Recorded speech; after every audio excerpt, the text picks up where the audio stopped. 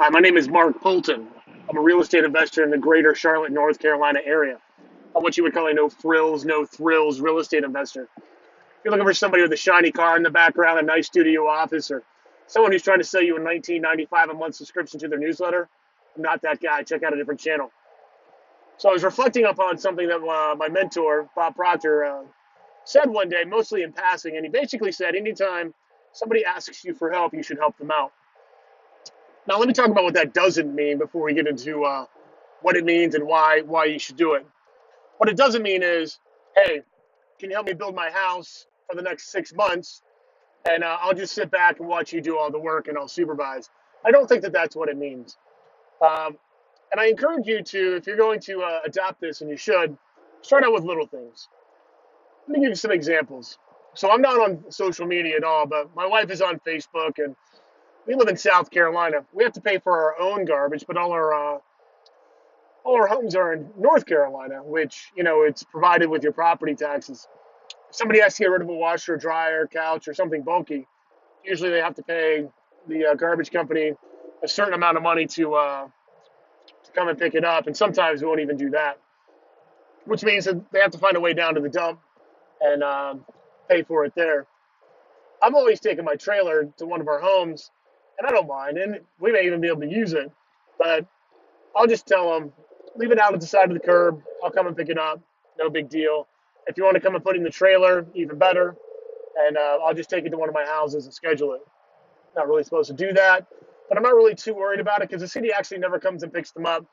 The metal collectors will come and collect them within a couple days, and they'll scrap them, maybe get a couple bucks, some beer money, maybe some dope money, who knows. But the reason my mentor told me to do this, and I implement it as much as I possibly can, whether it's, hey, somebody needs to borrow a tool, hey, I need help moving a piece of exercise equipment, these are just recent things, or hey, can I borrow your trailer? Um, I almost, as much as I possibly can, almost always say yes. And especially if it's something that's only going to take about 10 minutes. It is always inconvenient. It is always a pain in the butt. However, you'll always get that back, but it's going to come in a different direction. And I can't really tell you what it's going to look like or how it's going to look, but all of that goodwill, all of that hopefulness will come back in some other way. It could come back in a friendship. It could come back finding a good deal on something. I'm forever finding good deals on vanity stoves, dishwashers. We use Bosch. I have a video on why you should use Bosch dishwashers. Or it could be our next deal. It's basically giving to the universe that you're willing to help, which also means you're willing to accept help as well. And I know that may seem stupid, but I believe in not the Buddhist or Hindu karma. I'm not sure which one. I'm not really that educated on either one of their religions, where, depending on what you do, you could come back as a tadpole or a butterfly. But I do believe in what comes around goes around. And so I don't like asking for help. I really actually deplore asking for help. But sometimes you have to. And for the most part, I get any help that I need. Uh, might have to guilt trip some people into it, but I usually get at least some kind of help from skilled people, even if it's only for an hour or two. So, in conclusion, you never know what's going to come of it. You may meet your new best friend. You may meet your fiance, future wife. Hell, you may meet your future enemy. I don't know. But you also may get your next real estate deal. You may make a connection to a great business opportunity just by simply going out there and helping out. I've helped out with Habitat for Humanity.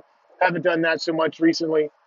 Um, don't really have the time or the inclination like I used to. Before I was married, combined blended family, had a lot more time on my hands. Not a big deal. Also had a lot less skill and a lot less homes. So that played a big factor into it as well. Help out a youth for our at our church. Not a whole lot anymore. Don't have the time like I used to, but help out where you can. And I think you're going to find that if you start to do that, if you start to say yes to people and helping them out, that your life is going to attract a lot more better things to them, and that you're going to get a greater sense of satisfaction, and that things will start to work out for you a little bit more. Maybe stupid, probably is, doesn't mean it's wrong. Anyways, I hope you go out there and live the You Won't Stop Me lifestyle.